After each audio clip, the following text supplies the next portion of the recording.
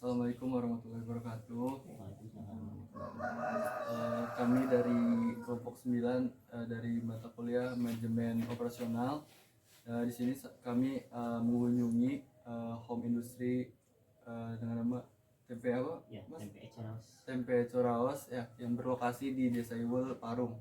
Nah, sekarang kita dengan ownernya itu Mas Yanto, Mas. Ya. Dan teman-teman sekalian, ada Muhammad Rayhan Algi. Saya Muhammad Rayhan Algifari, dan ini Muhammad Rayhan. Saya Bibi Yuliasari. Elvina Farida Cipta Putri. Saya Sakila Yuliana Tanti.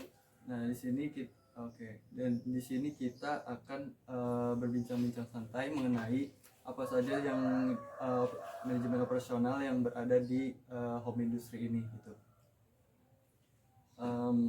Yang pertama, kalau boleh tahu nih Pak nih, di tempe Coraos ini berdirinya sejak kapan sih Pak? Berdiri dari sejak 2013 ya. 2013. 2015. 2016. Ya, 15 di sini. Oke. Itu mulai operasional. Iya. Mulai operasional. Oke. Dan kalau boleh tahu nih Pak, sehari itu bisa produksi berapa tempe sih Pak? Rata-rata 250. 250, berarti kalau untuk sebulan sekitar ribuan ya? Iya. Sekitar ribuan. Jadi kita berarti diambil 6 hari ya? 6 hari. Ya, 6 hari. 6 hari. Berarti satu hari tidak produksi itu Pak? Iya, iya. Oke. Terus untuk pertanyaan selanjutnya nih Pak, jadi bagaimana cara perusahaan home industry Coraos ini melakukan pencegahan agar nggak mengalami kegagalan gitu, misal dalam produksi tempe ya, misalkan karyawannya itu dikasih pelatihan atau seperti itu. Untuk sebentar boleh lo nggak, kata-katanya belum nyusun tadi katanya.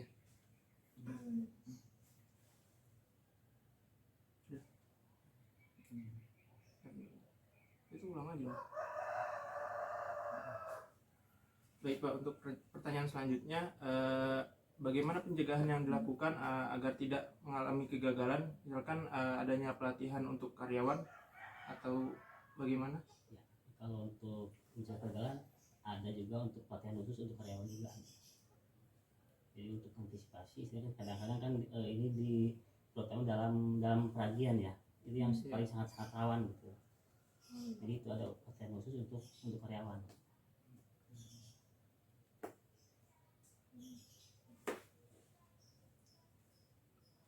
Nah, untuk pertanyaan selanjutnya itu, produk ini untuk memenuhi syarat dan lolos pengecekan itu awalnya gimana ya Pak? Prosedurnya itu bagaimana gitu biar lolos pengecekannya? Satu, terutama untuk lolos pengecekan itu kita pertama dari pengasaman juga ya.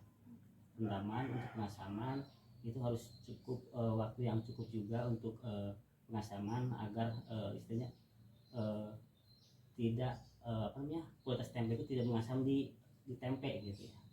Itu untuk pertama untuk lolos di pengasaman, lalu di produksi ya, di peragian juga gitu. Oke, baik.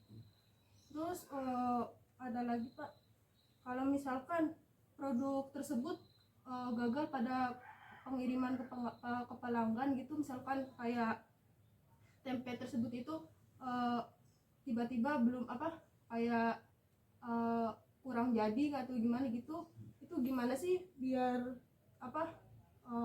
produk tersebut itu bisa ke pelanggan itu bisa baik lagi gitu, caranya gimana gitu Pak? Caranya kita menerima istilah jadi pengaduan dari konsumen ke pabrik itu. Nah, dan nanti kita tanya apa kegagalannya di konsumen gitu kan, nanti misalkan asam atau misalkan langsung cepat busuk. Nah nanti kita cari di sini solusinya untuk menangani kegagalan itu gitu. Jadi bahan evaluasi ke depannya gitu Pak. Iya, jadi kan kita juga menunggu juga ya, menunggu nanti ada misalkan pengaduan dari konsumen kita. Nah, tapi kita tanya juga akan tanya apa di sana, busuk atau misalkan tidak jadi gitu kan. Nanti kita cari untuk apa kesalahan di produksi kami gitu. Berarti kan misalkan tempe itu di konsumen busuk atau asam gitu ya, berarti kan ada pengaduan ke perusahaan ini tempe. Iya. Nah, berarti dari perusahaan ini tuh tempe tersebut dibalikin lagi atau gimana Pak, atau diolah menjadi limbah atau gimana gitu Pak? Enggak, kalau itu kita kalau emang udah gagal di konsumen, udah kita yang penting kita kadang kita minta foto aja, nanti kita cari bisa solusinya, dan kita cari juga ini kegagalannya di mana, apakah benar di pabrik atau di konsumen. Kadang-kadang ada kesalahan konsumen juga, cara penyimpanan dan salah juga gitu. Jadi kan kita jadi ada perbandingan kan, kita bukan hanya satu rute, ada beberapa rute yang kita kirim ya.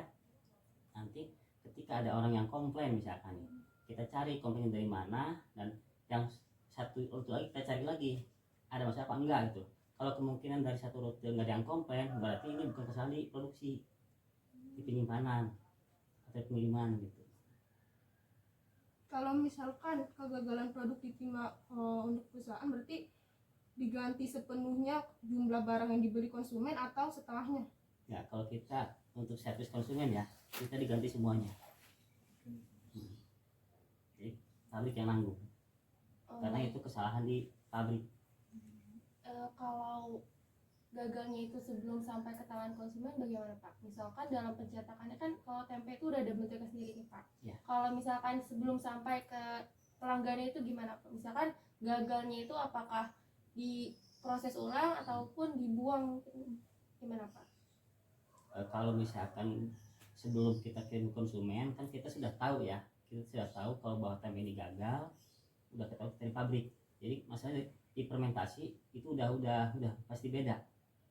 Di fermentasi beda, di dalam keringat ya, kita lihat di keringatnya itu. Kalau misalnya itu kita gagal, emang kita nggak dibalikan, nggak dikirim, kita langsung bisa di sini diproses ulang lagi. Kalau emang masih belum tumbuh jamur gitu ya, kita udah tahu gitu kalau itu barang ini bahwa akan rusak gitu, itu kita bisa diakalin lagi ya, walaupun nggak semua. Tadi terkait pelatihan kerja tadi, berarti karyawan di sini tuh sebelum bekerja diberi pelatihan dulu atau nanti setelah masa kerjanya itu baru diberi pelatihan Pak? Seperti apa? Kalau untuk karyawan kita pertama kita masuk langsung ya, nanti kita kasih pelatihan itu sambil langsung kerja gitu. Berarti Jadi kalau enggak, sebelumnya nggak dikasih pelatihan dulu baru kerja gitu? enggak, karena itu kamu saya itu hanya cuman teori ya, kita enakan langsung praktek aja gitu. Maksudnya teori dengan praktek kadang beda gitu. Jadi kita kasih latihan dengan secara langsung aja gitu. Berarti untuk karyawannya ini nggak perlu yang harus udah handal gitu nggak kan? Berarti kalau masih awam juga masih bisa bekerja di sini? Bisa, karena kita langsung kita latih di selagi kita kerja gitu. Berarti langsung ya Pak ya? Iya. Biar sekalian terjun langsung gitu ya Iya, Pak ya? itu lebih mudah misalnya. Di sini cara biar tempenya tuh lebih tahan lama gimana ya Pak? Misal untuk dari konsumennya nih permintaannya tuh masih kurang tapi stoknya ini banyak, jadi biar tempenya masih tahan lama tuh bagaimana ya Pak? Jadi kualitas tempenya Iya. lebih tahan lama. Kita ada perbedaan di cara produksi, prosesnya kita ada perbedaan. Gitu. Untuk ini tempe lebih tahan lama, kita bikin proses dengan cara peragian kering dan disiram air panas. Gitu. Agar itu kalau kita disiram air panas atau kita dikukus ya, itu agar kita bakteri asam kita mati gitu kan, itu sehingga menghasilkan tempe yang bagus dan bisa tahan lama, bisa 3-4 hari di dalam suhu ruang gitu. Berarti untuk peragian kering ini hanya ada di pabrik Bapak, biasanya itu selain peragian kering itu prosesnya ada proses apa lagi Pak? Selain peragian kering itu tempe sebelumnya dan sekarang juga masih banyak ya, karena untuk yang peragian kering itu masih baru beberapa, belum banyak gitu. Itu untuk peragian basah itu setelah dicuci langsung diragiin di air. Ya jadi ngaduk raginya di air, setelah itu ditirisin, lalu dikemas.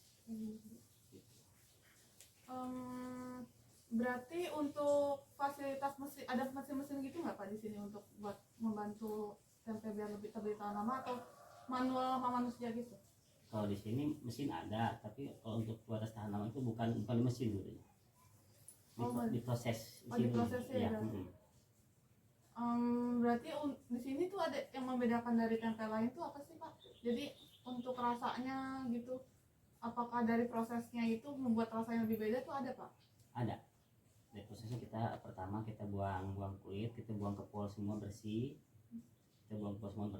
Nah kita lalu disiram air panas, juga kita ditirisin di kipas, disortir, dan kita menghasilkan tempe dengan murni kedelai gitu ya, tidak ada campurannya, tidak ada kulit, tidak ada kepol gitu ya. Itu hanya untuk tempenya aja, kacangnya aja gitu ya, tidak ada bahan campuran juga gitu. Dan kita dipakai peragian kering, yaitu agar ketahanannya itu lebih kuat, lebih lama ya. Terus standarisasi apa sih yang digunakan pada produk tempe ini Pak? Kenapa Bapak itu kan kedelai itu bisa digunakan untuk memproduksi kayak tahu, kenapa Bapak itu cuma memproduksi tempe? Ya, karena kita emang kalau hanya untuk tempe, karena kita nggak bisa bikin tempe dengan tahu, nggak bisa. Nah, kecuali kita tempe itu bisa dengan keripiknya gitu kan, jadi satu jalur ya. Jadi tempe kan dengan keripik masih satu macam gitu. Tapi kalau kita misalkan tempe dengan tahu itu kita nggak bisa. Nah itu kan tempe bisa dibuat kayak keripik tempe, terus dan lainnya gitu. Itu kenapa Bapak itu cuman produksi tempenya aja, cuman kayak bahan setengah jadi? Kenapa nggak langsung jadi kayak misalkan buat tempe juga terus dijual gitu? Keripiknya gitu. Iya, Ya. Pak. Sebetulnya di sini produksi juga. Di sini kita siapkan udah alat-alatnya udah ada, slicer, spinner juga udah ada. Cuman karena kita masih kemarin kita agak kendala di minyak ya, agak sulit juga gitu kan. Minyak sulit. Nah kita otomatis kalau minyak naik kedelai naik, kita harus menaikkan jadi berapa persen gitu kan. Kalau untuk tempe mentahnya aja kita hanya kan separohnya ya. Kalau untuk keripik mungkin kita double, karena kenaikan kedelai juga minyak, bahan baku yang lain-lainnya gitu. Nah, otomatis pasti yang kerja juga karyawannya itu bayarnya lebih mahal lagi, naik lagi ya, karena biasanya ngikutin dari itu ya, terutama dari BBM naik ya, itu kena semua ya, otomatis ya karyawan bisa naik juga. Karena apa? Karena bebannya juga naik gitu. Jadi agak berat. Makanya kita untuk sekarang ini untuk keripik kita bukan berhenti ya, kita libur dulu. Insya Allah kita sambil nyari waktu yang tepat, nanti kita mulai lagi. Berarti untuk selagi untuk menekan biaya produksi tadi ya, untuk pembuatan keripik tempe jadi hanya fokus ya di tempe setengah jadi aja ya Pak? Ya, kalau untuk sementara itu dulu aja. Tapi insya Allah nanti mungkin biasanya kita lebaran ya, puasa kita mulai lagi. Karena insya Allah situ banyak puasa juga. Bangsa yang dituju gitu Pak ya? Iya. Berarti tadi kan disebutin prosesnya. Kalau dari proses pembuatan tempe ini ada nggak sih Pak, ada step yang nggak boleh dilewatin, itu tapi itu harus dilewatin gitu loh Pak? Jadi itu yang merupakan hal terpenting untuk menjadikan tempenya lebih enak gitu. Ada itu yang jangan kita lewati, itu buang kepol. Buang kepol juga kita disortir ya. Sortir itu jangan kurang dari 2 kali, jangan 1 kali gitu ya. Jadi harus bolak-balik, karena iya supaya itu kita istilahnya karena apa, kotoran itu ya kan harus benar kita bersih semua, karena kita di sini disebut tempe higienis gitu ya. Jadi juga jangan sampai kita mengurangi kualitas gitu. Yang kita sangat jaga itu kualitas masalahnya. Kalau misalnya Pak, kalau permintaan di sini tuh tempenya lagi banyak, tapi untuk persediaan bahan mentahnya itu nggak ada tuh, di sini gimana ya Pak untuk mengatasi hal tersebut? kalau untuk mengatasi itu kadang kita supaya kita istilahnya menutupi untuk konsumen, kadang saya minta ke teman lagi dulu. Oh, Iya, jadi makanya kita sekarang kita bikin produk tempe yang sama ya, yang berkualitas, yang higienis gitu ya, dengan cara seperti yang sama. Nah, kita banyak teman-teman yang kita dorong untuk memproduksi tempe dengan cara yang sama gitu. Jadi agar kita bila mana di sini kekurangan, kita bisa lari ke teman sendiri. Berarti teman sendirinya itu berarti dia punya pabrik gitu atau kita partner bahan mentahnya dari dia gitu? Enggak, kita jadi punya pabrik sendiri. Oh. Karena kita punya gabungan untuk tempe gitu kan, dengan cara memproduksi yang sama gitu. Jadi proses yang sama, juga ukur juga yang sama gitu. Kalau untuk mesin-mesin Pak dalam proses produksi maupun pengemasan itu apa aja Pak mesin-mesin yang dipakai?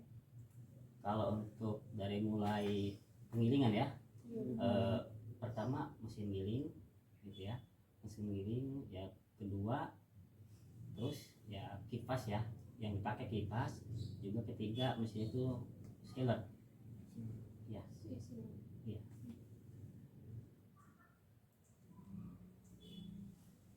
Lalu untuk ini Pak, dalam permasalahan apa yang dialami terkait persediaan bahan baku seperti kedelai ataupun bahan-bahan mentah, permasalahan apa yang Bapak temui di persediaan itu Pak?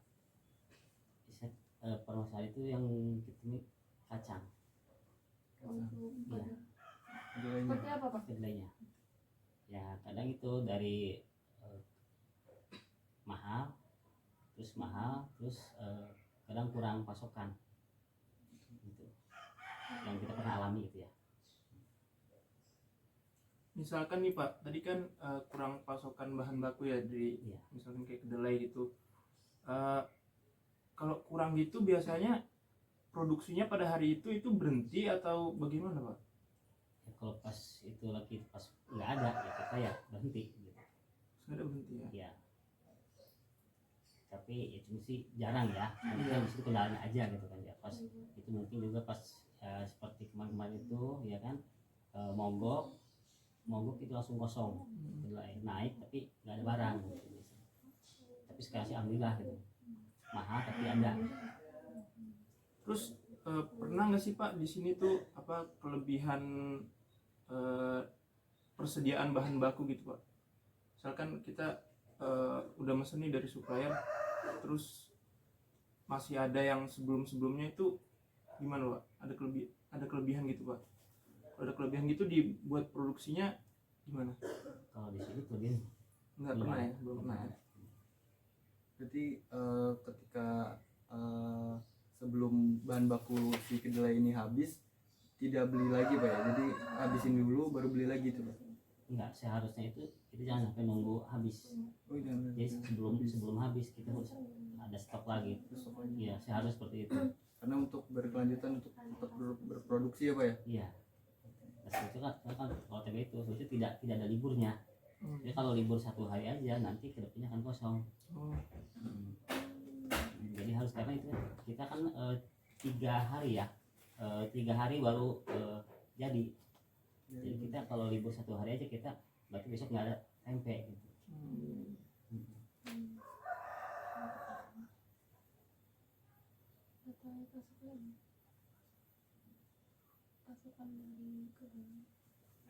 Nah untuk dari, kalau boleh tahu nih Pak nih, kalau dari bahan baku kedelainya itu dari daerah mana Pak ya gitu ambilnya?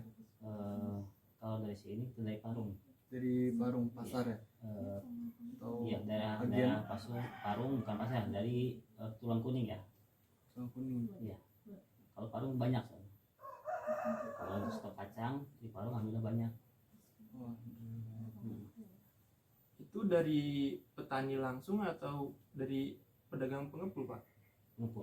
Dari pengepul ya? Ya, kalau petani sih nggak ada ya. ya karena kita masih impor ya kedelainya. Iya.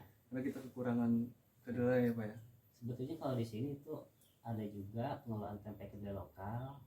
Nah, kita didukung dari pertanian pasca panen ya untuk lokal. Nah, sebetulnya kalau untuk itu kita diharapkan untuk mengolah kedelai lokal, tapi ya kita sayangnya gitu kedelai lokal tuh nggak ada gitu. Tapi seandainya kedelai lokal ada, kita yang akan kita makan pasti kedelai lokal, karena itu jelas udah petani Indonesia gitu. Ya dengan harapan saya tuh ingin gitu mengolah kedelai lokal. Seandainya ada petani Indonesia lokal, kita yang akan kita olah, bukan yang impor, yang lokal. Karena untuk memberdayakan juga sesama Petani juga Petani pengusaha juga. Indonesia terutama ya. Heeh. Ya. Mudah-mudahan ya untuk kedepannya nanti pemerintah juga bisa gitu membantu untuk istilahnya membantu untuk pengadaan kedelai lokal juga gitu. Itu harapan saya gitu ya. Karena saya juga dibantu juga dari pasca panen. Nah, seperti itu kan juga ada kita barang yang dari pasca panen masih ada gitu. Itu membantu kita kedelai lokalnya.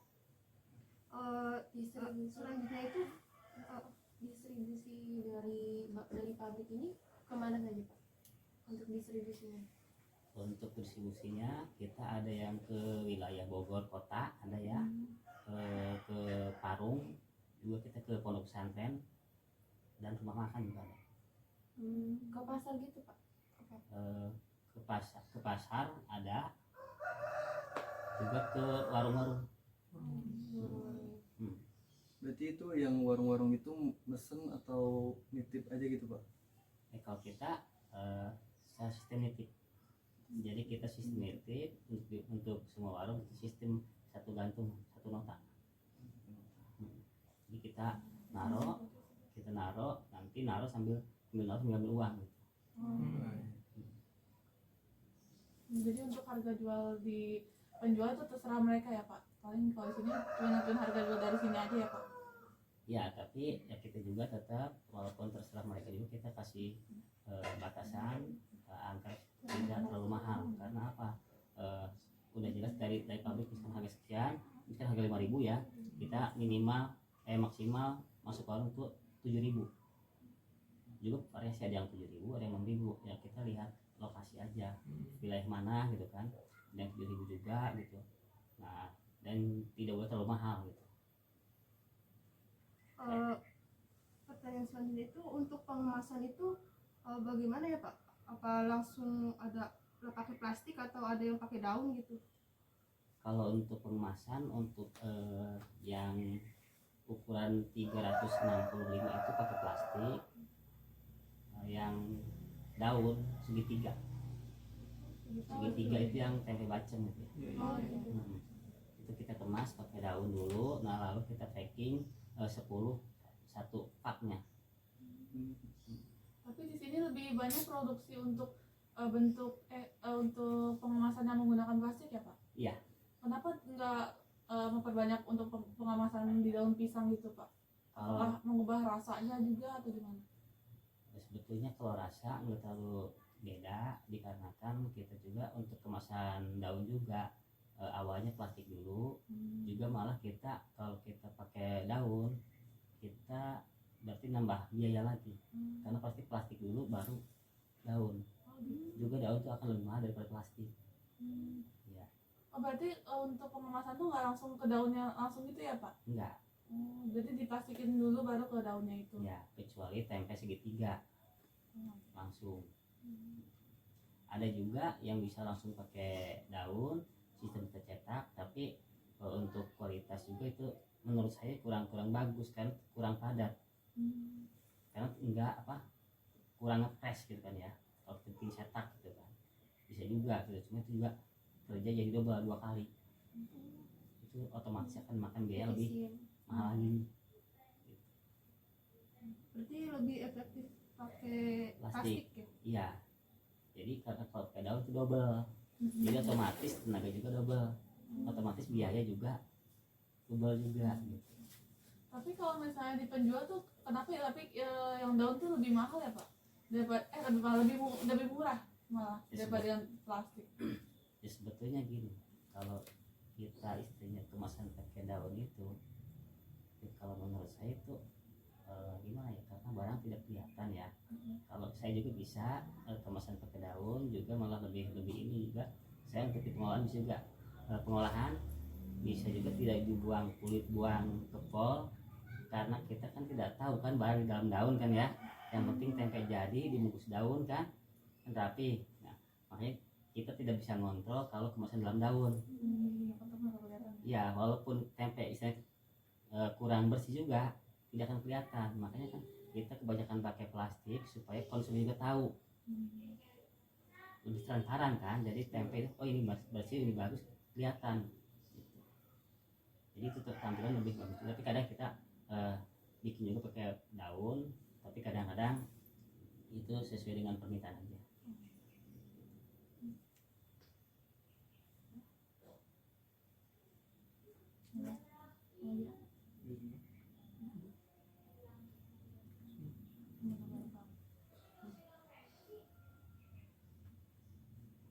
Dan apa lagi?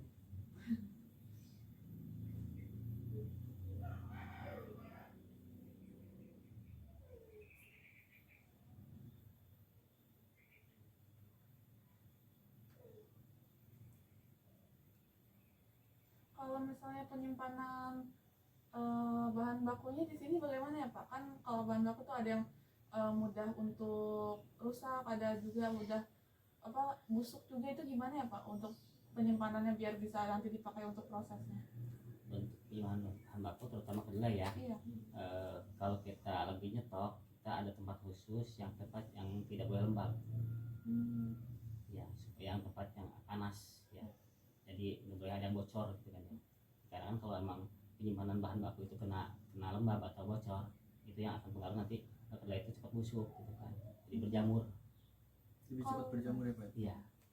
Kalau penyimpanannya ragi gimana Pak? Kan ragi tuh kalau misalnya dibiarkan tuh ada yang mudah nggak aktif ya Pak. Itu Iya. bagaimana tuh Pak kalau misalnya biar raginya itu bertahan aktif gitu untuk sampai ke proses pembuatan tempenya? Ya, karena kan kita ragi masih tetap dalam kemasan plastik ya. Kita yang penting kita tutup rapat di plastik, juga bisa disimpan di toples juga. Berarti sekali pakai ragi tuh langsung habis gitu ya Pak? Nggak disimpan buat 2 hari 3 hari lagi? Kalau ragi? Kalau ragi sih saya tetap ada stok, misalkan untuk 1 minggu atau 2 minggu gitu kan. Akan kita yang kita keluarkan sesuai dengan yang kita pakai ya. Setelah itu kan kita bisa simpan lagi. Oh iya. Yang penting kita jangan disimpan di kulkas, Oh iya. tetap harus di suhu yang panas gitu. Berarti ada rentang waktu khusus nggak Pak? Misal ragi ini udah seminggu, udah nggak boleh itu walaupun masih ada gitu Pak? Apakah dipakai semuanya atau gimana? Pakai semuanya. Kalau lagi itu yang penting istilah kita tidak disimpan di tempat terbuka. Kita harus rapi ya, untuk rapi. Jadi jangan dibuka. Tadi kan kalau dibuka itu tadi kan udah nggak aktif ya. Yang penting kita walaupun kita habis pakai itu bisa digunakan lagi, tapi yang kita tutup rapi lagi gitu, rapat lagi.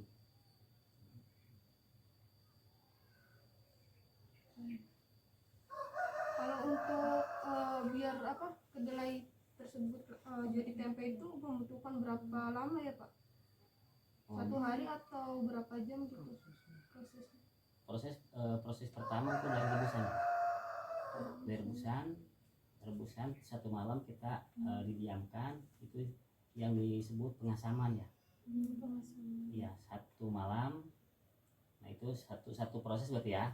Nah terus 2 penggilingan, langsung proses sampai ke fermentasi 1 malam, lalu bisa konsumen, jadi 3 hari. 3 hari berarti biar Ya. jadi ketika langsung bisa dikemas gitu Ya, ya? jadi tempe langsung konsumsi. Bisa langsung konsumsi. Iya, 3 hari.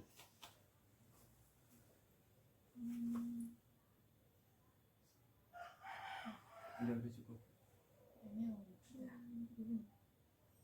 Ada yang Untuk pengiriman itu apakah datang ke sini yang butuh yang Bapak kirim, atau Bapak kirim menggunakan transportasi? Untuk pengiriman ada reseller yang datang langsung ke sini ada, dan juga ada yang kita kirim langsung ke lokasi.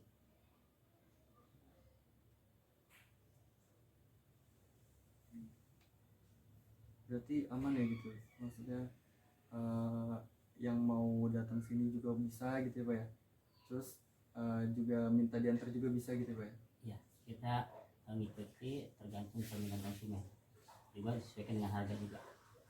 Karena ya kalau kita kirim lagi kan kita kirim kan itu ada biaya ongkirnya. Oh, ada biaya ongkirnya. Ya karena kan mungkin bukan hanya saya yang ngirim, nanti kita bisa nyuruh orang, juga orang harus bayar gitu. Jadi tanpa sampai mengganggu harga pabrik ya. Ya karena itu kita kalau untuk di pabrik kita udah ada patokan harganya, Ada biaya khusus ya. iya, dan tidak bisa dikurangin lagi. Berarti untuk stok pengiriman ke sana tuh sesuai permintaan konsumen atau dilebihkan gitu ya Pak untuk pengirimannya stoknya? Kalau untuk pengiriman itu sesuai permintaan, Berarti nggak pernah bawa lebih gitu ya? nggak dibawa lebih, Berarti sesuai Pak ya. sesuai yang dibutuhkan. Kalau misalnya Pak nih ada orang yang pengen beli langsung, misalnya yang keluarga gitu Pak, kayak orang sini gitu, orang lain yang beli 1 atau 2 tempe aja, itu bisa nggak Pak langsung ini? Kita bisa kita layani juga, yang penting gitu kalau untuk misalnya konsumen langsung datang ke pabrik itu harus sore. Sore, agar bisa ketahuan misal ada yang lebih gitu Pak ya. Ya, ada yang lebih juga kalau sore otomatis hari produksi ada belum keluar. Ya kalau pagi kita kebanyakan barang udah nggak ada. Iya.